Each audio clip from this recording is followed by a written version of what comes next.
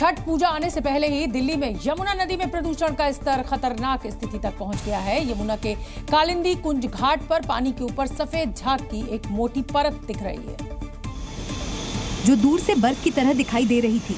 पानी में जहां तक नजरें गईं, सिर्फ और सिर्फ झाग ही झाग दिखा। हर साल की तरह इस बार भी यमुना में पानी कम और जहरीला झाग ज्यादा नजर आया, या यूं कहें कि पूरी की पूरी यमुना पर सफेद दानव का कब्जा हो गया। हर साल यमुना को साफ करने के लिए बड़े बड़े वादे किए गए, सरकारें आई और गईं, लेकिन यमुना का प्रदूषण जस का तस बना रहा। सरकार हर साल यमुना को साफ करने के दावे और वादे करती है और अभी तो छठ का त्योहार भी मनाया जाने वाला है। बात अगर आप इस सफेद झाग की करते हैं जो देखने में दूर से आपको बर्फ जैसा नजर आता होगा, लेकिन ये एक आम आदमी के लिए काफी नुकसानदायक है। दरअसल यमुना में सफेद झाग की वजह फॉस्फेट और नाइट्रेट है। सर्दी शुरू होते ही ऑक्सीजन बनने की प्रक्रिया धीमी पड़ जाती है। घरों और फैक्ट्रियों से जो सीवेज बनता है वो भी झाग का रूप ले लेता है, जिससे हर साल यमुना झाग से ढक जाती है। राजधानी दिल्ली में ठंड की दस्तक और दिवाली से पहले ही हवा में जहर घुलना शुरू हो गया है। सुबह के वक्त दिल्ली के कई इलाकों में धुंध की चादर नजर आई, जबकि कुछ जगहों पर AQI 270 के पार पहुंच गया। हालांकि प्रदूषण का स्तर बढ़ने के बाद कई इलाकों में पानी का छिड़काव शुरू कर दिया गया, तो वहीं ग्रेड 1 भी लागू कर दिया गया। इस वक्त मैं कर्तव्य पथ पर मौजूद हूँ। अगर यहाँ आप पीछे की तस्वीरें देखें तो अभी दूर तक देख पाना थोड़ा सा मुश्किल है, क्योंकि चारों तरफ आपको धुंध नजर आएगा। हालांकि दिन होते होते ये तस्वीरें तो साफ हो जाती हैं। बढ़ते प्रदूषण के बीच बीजेपी प्रवक्ता शहजाद पूनावाला स्मॉग टावर के पास पहुंचे और जहां ताला जड़ा हुआ देख उनका गुस्सा भड़क गया, जिसके बाद उन्होंने आम आदमी पार्टी की सरकार को आड़े हाथों लिया। स्मॉग टावर जिस पर 23 करोड़ खर्च हुआ था, उस स्मॉग टावर पर ताला लगा है। दिल्ली के जो अंदरूनी कारण है प्रदूषण के, चाहे वो vehicular pollution, dust, road transport pollution, biomass burning, इसके लिए क्या किया 10 वर्षों में? कुछ नहीं। बीजेपी के आरोपों पर आम आदमी पार्टी ने भी पलटवार किया, साथ ही प्रदूषण से निपटने के लिए पूरी तैयारी होने का भरोसा दिया। भाजपा की सरकारें तो सो रही हैं, हम कम से कम सक्रिय होकर के प्रयास तो कर रहे हैं। विपरीत मौसम में भी कैसे ज्यादा से ज्यादा प्रदूषण का प्रभाव कम हो, इसके लिए दिल्ली सरकार सबसे ज्यादा सक्रियता के साथ काम कर रही है। डिजिटल अरेस्ट के जरिए ठगी के मामलों में इजाफा हुआ है, लेकिन अब हम आपको इससे बचने का तरीका बताएंगे और दिखाएंगे कि कैसे ठग इसे अंजाम देते हैं। और लाइव डिजिटल अरेस्ट का पहली बार एक वीडियो सामने आया, जिसमें ठग ने पूरा माहौल बनाकर कॉल किया और कई तरह से डराकर पैसे ऐंठने की भूमिका बनाई। डिजिटल अरेस्ट का पूरा खेल एक IVR रिकॉर्डेड कॉल से शुरू हुआ, जिसमें ठग कॉल करके कोर्ट वारंट और ED के नाम पर धमकाता है। इस वीडियो में भी सामने एक पुलिस वाला बैठा है और पीछे पुलिस का लोगो लगा है। मतलब ऐसा लगे कि पूरा का पूरा सेटअप है और पुलिस स्टेशन से बात कर रहे हैं, पुलिस वाले नंबर से इन्होंने मुझे कॉल किया। इनके पास आपकी हर जानकारी होती है और फेक तरीके से आपको पूरी तरह से फंसाने का प्रयास करते हैं, लेकिन आपको इससे सावधान रहना है और डरने की जरूरत नहीं। तो आप तस्वीरें देखिए कि इस तरह के जो भी कॉल आपके पास आता है या कोई भी शख्स पुलिस अधिकारी बन के आपसे आपकी तमाम जानकारियां हासिल करता है, तो उसे ना दें। रविवार को करवा चौथ का त्योहार है और ऐसे में हिंदू संगठनों ने मेहंदी जिहाद पर लगाम लगाने की तैयारियां भी शुरू कर दी हैं। उत्तर प्रदेश के मुजफ्फरनगर में इस मामले को लेकर हिंदू संगठनों ने एक बैठक बुलाई, जिसके बाद हिंदू संगठनों ने महिलाओं से हिंदुओं से ही मेहंदी लगवाने की अपील की। साथ ही दुकानों पर अगर कोई मुस्लिम युवक हिंदू बहन बेटियों को मेहंदी लगाता हुआ पाया गया तो उसे सबक सिखाने की भी बात कही।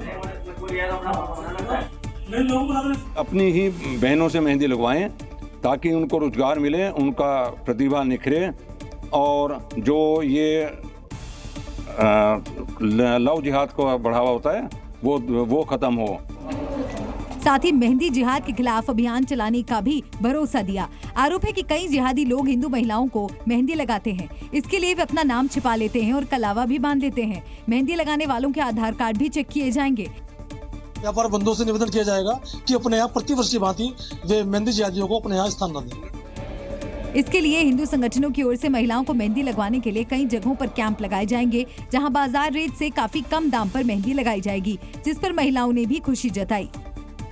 वहाँ पर हमारी हिंदू लड़कियां हैं जो अच्छी तरह से मेहंदी लगाती है और काफी बजट में भी मेहंदी है।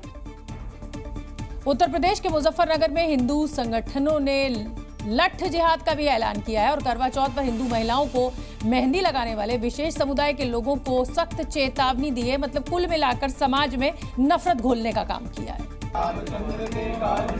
सबसे पहले हिंदू संगठनों ने लाठी की पूजा की और फिर हनुमान चालीसा का पाठ किया। इसके बाद संयुक्त हिंदू मोर्चा के सदस्यों ने नारे लगाए और मेहंदी जिहाद के खिलाफ सख्त संदेश दिया।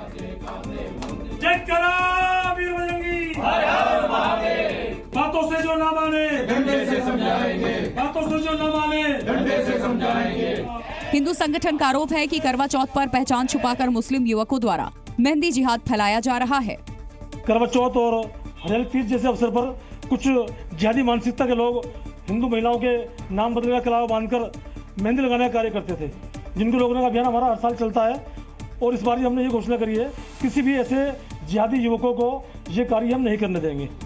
हिंदू संगठन जिहादी मानसिकता वाले लोगों के खिलाफ अभियान चला रहा है और चेतावनी जारी की है कि अगर किसी मुस्लिम को ऐसा करते पाया गया तो उसकी खैर नहीं। उत्तर प्रदेश के बरेली से बेहद हैरान कर देने वाला मामला सामने आया है। यहाँ करवा चौथ की शॉपिंग के लिए पैसा न देने पर एक पत्नी ने अपने पति का सिर ही फोड़ दिया। पीड़ित पति के मुताबिक उसके सिर पर पत्नी ने ईंट से वार किया, जिससे सिर फूट गया और पड़ोसियों ने अस्पताल पहुंचाकर इलाज कराया, जिसके बाद पीड़ित ने पुलिस में इसकी शिकायत की।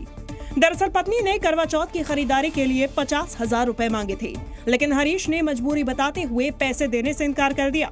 करवा चौथ के लिए 50,000 रुपए चाहिए थे। किसने? हालांकि आरोपी पत्नी के मुताबिक गलती से चोट लग गई। मैंने पैसा मांगा था, उन्होंने मना किया, इज्जत हो गई थी, उन्हें ईंट लग गई धोखे में। दरअसल ममता हरीश की दूसरी पत्नी है। आरोप है कि इन रुपयों से करवा चौथ के लिए साड़ी और जेवर खरीदना चाहती थी। बाबा सिद्दीकी के मर्डर के 6 दिन बाद सलमान खान को जान से मारने की धमकी दी गई और ये धमकी मुंबई ट्रैफिक कंट्रोल रूम को व्हाट्सएप मैसेज के जरिए भेजी गई। धमकाने वाले ने खुद को लॉरेंस गैंग का सदस्य बताया और मैसेज में सलमान खान से 5 करोड़ रुपए की मांग की। साथ ही मैसेज भेजने वाले ने कहा कि इसे हल्के में नहीं लेना। बताया गया कि मैसेज में सलमान खान को धमकी दी गई, जिंदा रहना है और लॉरेंस बिश्नोई से दुश्मनी खत्म करनी है तो 5 करोड़ रुपए देने होंगे। अगर पैसे नहीं दिए तो सलमान खान का हाल बाबा सिद्दीकी से भी बुरा होगा। हालांकि बाद में धमकी वाला मैसेज डिलीट कर दिया गया। ये मैसेज भारत के नंबर से ही किया गया था, जिसके बाद ट्रैफिक पुलिस की तरफ से मुंबई के वर्ली पुलिस स्टेशन में शिकायत दर्ज करवाई गई।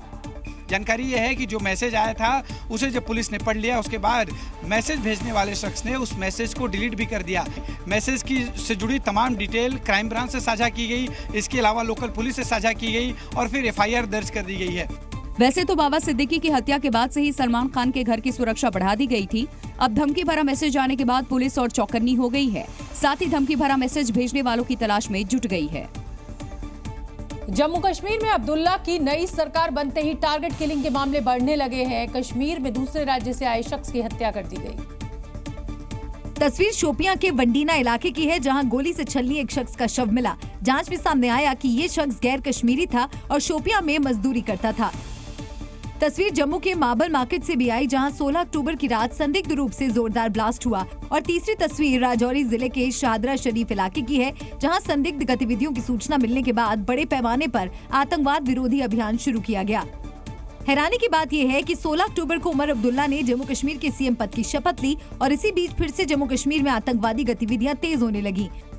यानी जम्मू कश्मीर में नई सरकार के गठन के ठीक बाद जिस तरह आतंकवादी संगठन फिर से एक्टिव हुए हैं, वो अब्दुल्ला सरकार के लिए मुसीबत खड़ी कर सकती हैं।